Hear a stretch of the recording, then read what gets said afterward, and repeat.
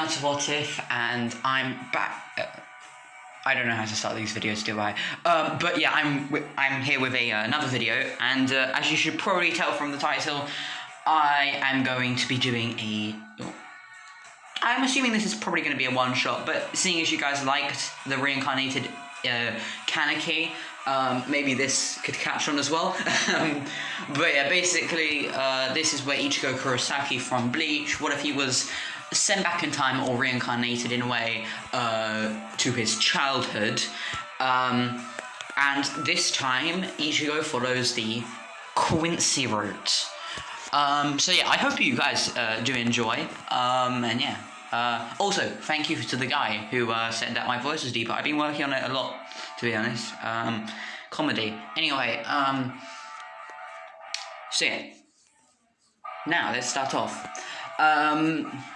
Yeah, Ichigo is on his last breath. So this is word. No, not doing that. Not doing that at all. Not going to even attempt doing that. Okay, so Ichigo on his last breath begins coughing and mutters to himself, "This is the end. I couldn't protect the Soul King, and Yawach, well, he's gonna kill us all." So yeah, Ichigo then closes his eyes and falls into the abyss. Around him, Yawach and his Quincy soldiers are destroying the Soul Kingdom, and it's slowly transforming into the Quincy Palace. However, after the Soul King's death, all three worlds are collapsing in on each other. The Soul King suddenly gains a small piece of consciousness, or at least what appears to be him gaining consciousness, and he then decides that seeing as the Quincy Ichigo has just died, or someone who represents all three worlds has just died, he will give him power. He will send him back in time. He can do whatever he wants, but he's sending him back in time so that he can control his power, so that he can become the most powerful being of all time, so that he can kill Yawach, his son.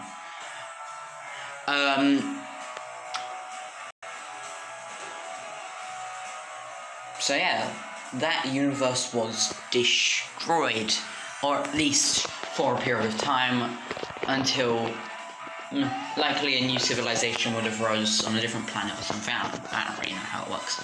But yeah, anyway, so yeah, Ichigo slowly begins to open his eyes and finds himself in preschool. So, or would it be kindergarten? I didn't go to America or Japan, so, I mean, like, I didn't go to school in either of those countries, so I don't really understand the educational system there. But yeah, he woke up there. It was a rainy day, and, well, the clouds parted for a single second just before his eyes had opened, and he wakes up kind of like looking around, like kind of spinning around, seeing what's going on, and well, he can't see anybody he recognizes, and well, no, he sees some people he recognizes slightly, but well, they're all children. He's wondering why he's here, and then well, he properly notices his surroundings. He can see that he's in preschool / kindergarten, whatever it's called, but yeah, he can tell he's in like a small children's institution or something, and the teacher looks at him and is like, "Ichigo, are you okay?" You seem a bit confused, and Ichigo shakes his head and he's like, "Sorry, miss, I fell asleep." Yeah, best. Anyway, so the teacher then says to him, "Okay, well, make sure, like, it's the end of school day, so I guess I'll just let you off. But remember, you have to stop doing, you should stop doing that. Ichigo then, is like, sorry, and, walks off. But yeah, then he continues with his day, and is sent home, with the other students, and he sees his mum come to pick him up. He then asks, and as he sees this, he slightly starts to tear up, of course, because, he hasn't seen his mum, in how many years? But yeah, the point is, he tears up a little bit, and he rushes over to his mum. He hugs her, the normal thing a child would do after knowing that their mum has been dead for several decades. Yeah, don't question it. So yeah, Ichigo, runs up to his mum and starts hugging her, and, because, well, to be honest, Ichigo's mum isn't too surprised about this, because, as you all know, this is how she is. Give me a second, I need to do something. Okay, I'm back. As you all know, Ichigo, as a child, was actually known for being a bit, pretty much a complete mama's boy, and showing a lot of motion and stuff. And of course, here she's not gonna die. So, yeah. Okay. I don't know why, but it's... Oh, I'm struggling a little bit. So yeah. Ichigo is then, after rushing up, he asks his mum, hey, Mum, what day is it? And she says, it's... whatever the day actually... Okay, back to the story. So she states that today is June... Shit, I forgot. It's June 1994. June... Give me one sec. I am too lazy to keep it... Okay, it's June 17th, 1994. She, of course, doesn't add the June in 1994. She just says it's, I don't know, Monday or whatever, and it's the 17th. And he's a bit worried. He's like, okay, Mum, let's rush home. I want to get back to my little sisters and whatever, yada, yada, yada. And she's like, okay, kiddo. And then, they just walk off.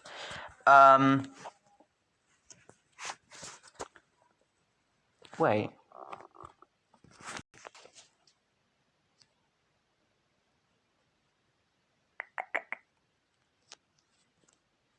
Okay, so yeah, as you know, the reason for this is because he's scared of his mother falling into some sort of trap, or he himself, I don't know, just ignore it. But yeah, of course, he rushes by, he even sees, the little, whilst he's running home and, whatever, with his mum, and they walk together. Actually, why am I saying running? Yeah, they walk together home, and, he sees, it's still a rainy day, of course, but he sees Grand Fisher. He doesn't just see, the little girl, but he also sees Grand Fisher.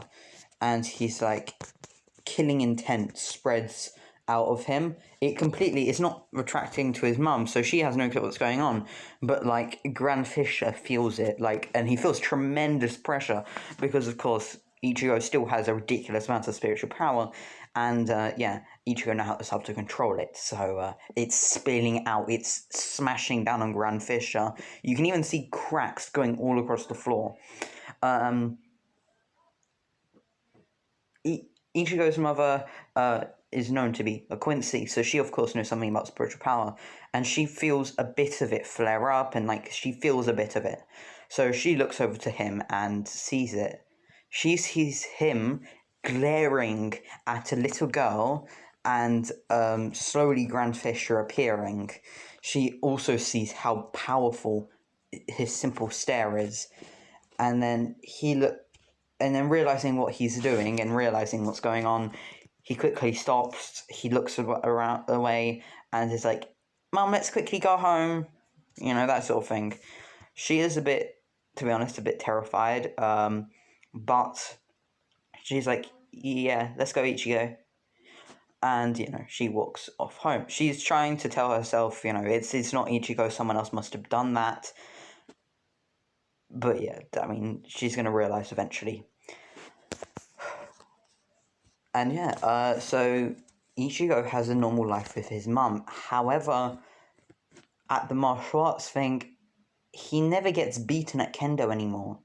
Because remember, he's still trained. However, he took up archery. Dun dun dun! But yeah, he also, of course, he tried to continue with the following the interactions he previously had.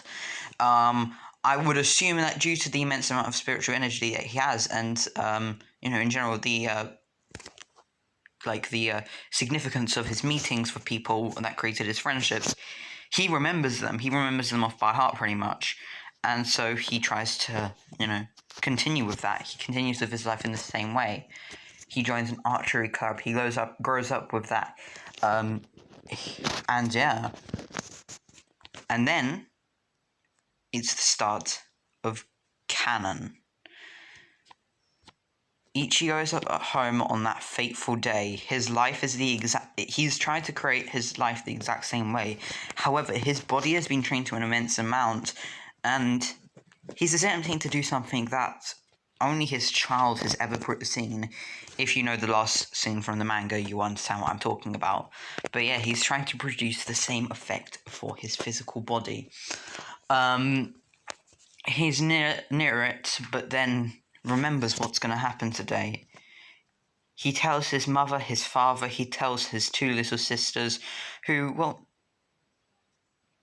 neither of them are the same as they were. They are instead more, how should I put this? They are similar to how they were.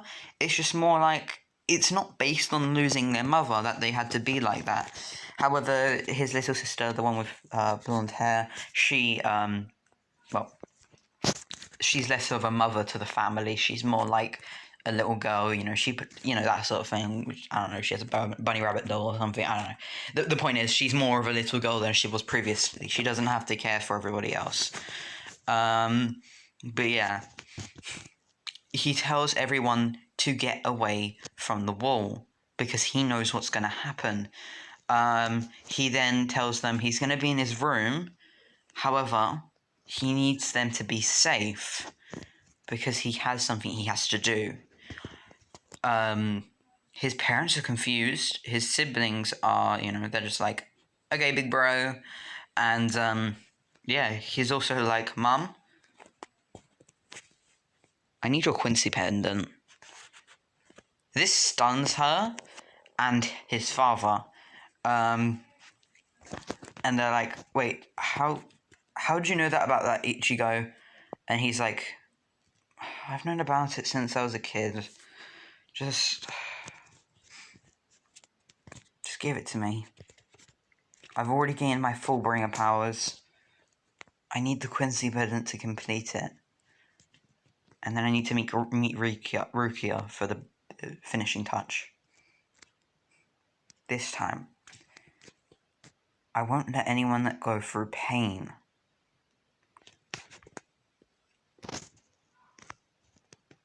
His mum quickly gives him the pendant. He rushes upstairs. And then a black butterfly comes into the room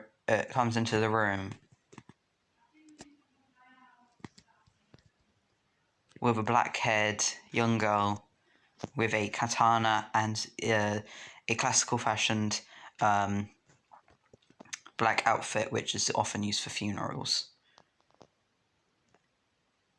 She's frantically searching. Anyway, that's the end. Hope you like that. Hopefully this was more than I think it was, which is hopefully like 20 minutes or something. But yeah, you can now make your assumptions on what I have planned for him. It's pretty obvious, to be honest. But yeah, I haven't really explained what he's going through his childhood, so I'll explain that now. Basically, he has been doing physical training. His body is, I want to say, pretty much peak physical condition, and it looks a lot like the picture in this, because instead of how previously he was just growing up normally, this time he's actually trained, so he's got the extra height and he's got this in general look. He's grown his hair up because, it looks cooler, and no one wants to see an Ichigo with short hair. But yeah. Yeah. He also, what I was talking about earlier with the physical thing, is that basically, if you have seen the end of the manga, and I think it's in the anime, but I'm not too sure, basically his kid has, she, I don't know if it's a she or a he, but basically it can instantly become a Soul Reaper or Hollow whenever it wants. Like, it's like the spirit and the body are like combined. But yeah, so he's attempting to do something similar. He doesn't know that his kids could do it, but he's being a bit like Urahara.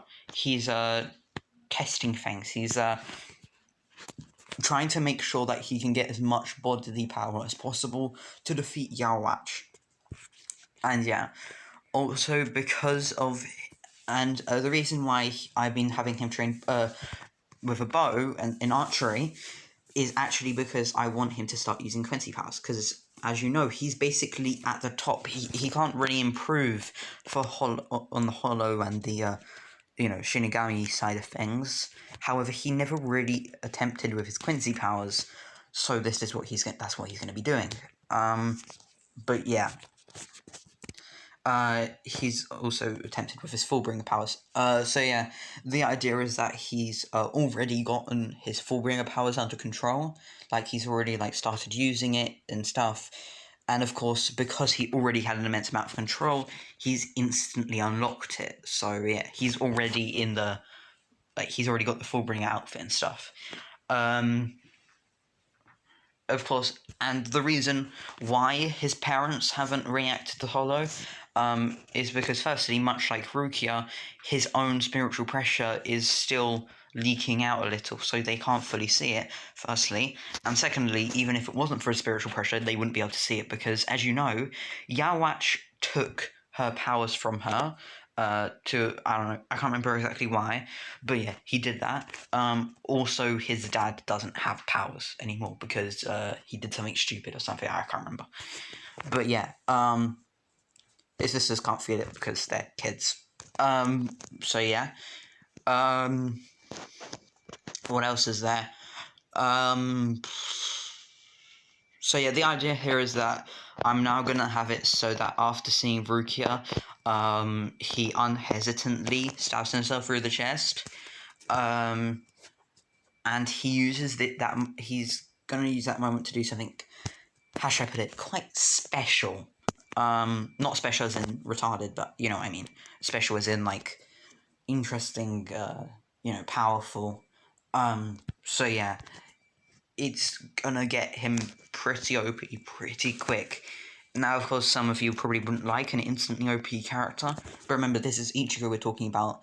Plus, with his abilities and his control and his knowledge that he has already gained, he's not going to be as weak as in canon. Also, he's grown up, he's re-grown up, he's re-experienced things. He's going to have built up a new mental state where he's not constantly fighting, so he's able to think straight, and he's less of a delinquent mentality where he's hit it hard, hit it quick, like he was in canon, but it's more like he thinks, he's more of a planner, which is kind of like him more attuned to his Quincy side. But yeah,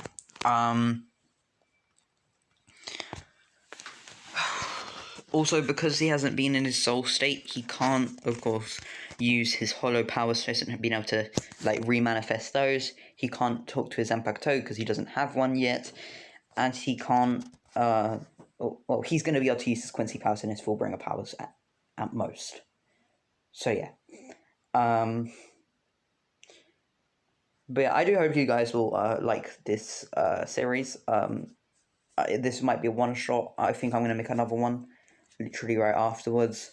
So yeah, I hope this will do well enough, and someone actually comments and wants more, because yeah, I'm gonna have like 2 more videos prepared by the end of today. So yeah, see you. Have a lovely day, and yeah, bye.